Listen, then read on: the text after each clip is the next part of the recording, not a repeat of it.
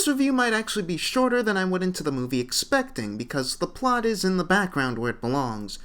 What this means is that outside of the action, this movie is basically all character stuff, and I fear the effect of that characterization will be lost if I go in depth with it here, far more than it would be if I just started rattling off plot details. I know that for a fact because, get this, over the past month I done went and forgot how the internet worked and actually got myself spoiled for several plot points. It actually got me in a bit of a funk, but like I said, this movie is about characters, and what matters as you watch isn't what happens, but seeing how these people react to it happening. Case in point, the basic plot skeleton involves Steve Rogers' old friend turned brainwashed terrorist and assassin Bucky Barnes being hunted down across the globe, as numerous international incidents occur with his name on them. Cap decides to take Bucky's capture into his own hands, but those hands are already a bit full, seeing as the Avengers aren't faring too well in the eyes of the government either. A skirmish with some villains that ended with a couple dozen civilian casualties has the team split down the middle regarding what's better between keeping the status quo and government oversight, with Tony Stark leading the charge on one side and Steve on the other. What I think makes this movie a Captain America movie first and an Avengers movie second is the fact that, much like the Winter Soldier before it, this story involves emotional elements from Steve's life back in the 40s coming back to test him in the present. On one side, he's beginning to truly get through to his oldest friend after years apart. On another side, he's being guided to never compromise his beliefs by the shadow of his lost love, Peggy Carter, and on yet another side, his past relationship with Tony's father, Howard Stark, is a vital component to the conflict between the two. By the time the movie really gets going, it's become clear that the issue of government control is, in actuality, the larger base that informs a far more personal, emotional friction between these three main characters. The handling of said characters is also of note. I've always loved Steve Rogers and Tony Stark, and through both Avengers movies, I'd always wished to see more of them together since they really shine as foils. Get it? This movie gave me that and more, as the build to their fisticuffs is a slow one.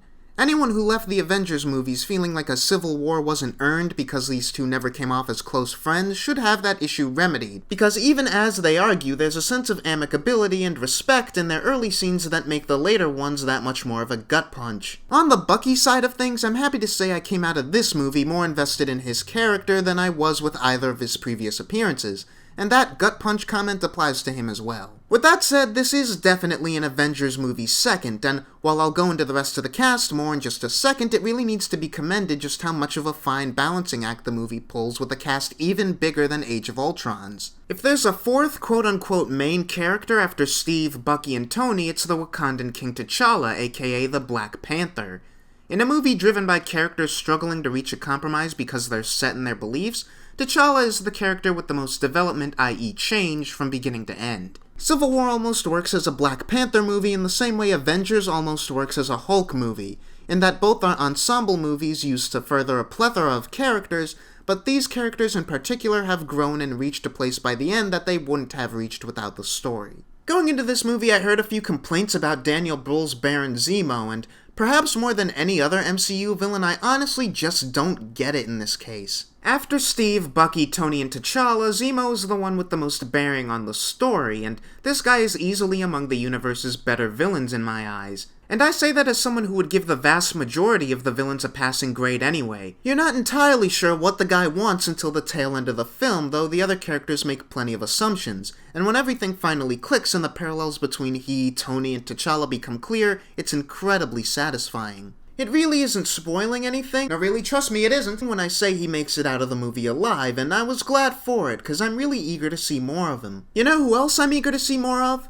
Wanda Maximoff, The Vision, Scott Lang, Clint Barton, Sam Wilson, Natasha Romanoff, James Rhodes, and of course, everyone's friendly neighborhood Peter Parker. Frankly, Spider-Man is the character I think everyone was most worried about, even as the Russo brothers themselves stated Peter had been planned as part of the story ever since its inception. The fact that he wasn't announced officially until after the deal with Sony and Marvel had gone through made it seem like he was being tacked on. Watching him on screen, though, particularly his scene with Tony, makes it clear what an obvious no-brainer it is to have the guy who's all about great power and great responsibility let in on this story about guilt, accountability, compromise, answering to authority, and proactively fixing bad things that you're responsible for. I could write paragraphs and paragraphs on each of these 12 characters and how they add or enhance aspects of these themes, but Suffice it to say, Spidey gets special mention for being a newcomer whose character is just being established as he does this. Seriously though, when my inevitable but also probably far off spoiler video comes to fruition, expect it to be nothing but gushing about how a main cast this big was used so darn effectively relative to the central moral dilemma. It's up in the air for me which of these characters I think left the biggest impression in this regard, but right now I'll have to give it to Spidey on Tony's side and Scarlet Witch on Steve's. But seriously, I'm not being hyperbolic when I say that removing any of these characters would be losing something great relative to the question of what the right way to go about things is. The non-super supporting cast is also excellent, but don't expect too much of them. Sharon Carter is charming, and her presence indirectly ties the ever-awesome Peggy Carter to the themes and characterization as well. For the little he gets to do, Martin Freeman as Everett Ross is a fun presence, and William Hurt returns to this universe for the first time since The Incredible Hulk. Here the voice of the government and the type of people the Avengers would be handing their power over to. Although, perhaps I've been talking too much about character-driven story for the people who are itching to know how the action is. Honestly, it's amazing.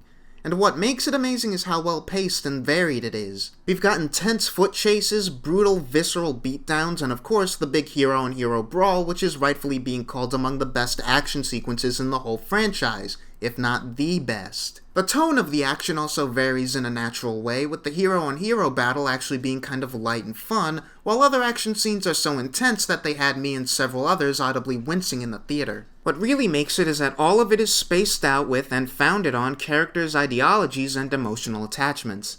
Honestly, I'm struggling to think of flaws for this movie.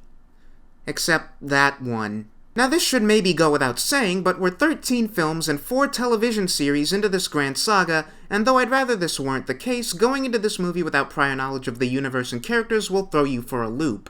In this day and age, I think it's impossible to not at least be aware of the Marvel Cinematic Universe and its interconnected nature, and I've heard tell that higher-ups at Marvel Studios are, starting with Phase 3, going to put less concentrated effort into making movies accessible to newcomers. But this, more than any of the other films, requires you know a little about each of the people involved to get the most out of it. It is, like I said, a Captain America film first and foremost, and emotionally, the biggest impact where Cap is concerned requires having seen the first Avenger, Winter Soldier, and I'd even say the Agent Carter miniseries as bonus material. Outside of that, I'd say you can prep yourself for everyone else just by watching Age of Ultron and Ant-Man. Yeah, I know I said everyone has an organic place in this film, and that still applies to Scott, but out of all the cast members, he's the one whose place most requires you know who his character is beforehand. I hesitate to use the word perfect to describe anything since by its nature it's unachievable, but as a fan of this universe, as someone invested in these characters and what they represent, as someone who loves this genre for its storytelling potential rather than in spite of it, this movie is as close to perfect as it gets. I don't want to be predictable and say it's my new favorite of the franchise, but if it isn't, it's a close second. Hey, check it out, I've got an end card now, sort of. Props to you if you were able to make it through this whole video, and thank you very much for doing so. Also, though, props to me for not mentioning Batman v Superman once during this whole 8 minutes. If you're new to this channel and are at all interested in knowing what I thought about that movie, then you can click the link on the screen. Also available for clicking is a long hypothetical pitch for what I think would make a better Batman v Superman movie, and a little review for a movie that I was requested to do called Meet Joe Black. If you yourself have a request or just want to voice any opinions on a given movie, then feel free to sound off in the comments. And also subscribe, or whatever, I don't know.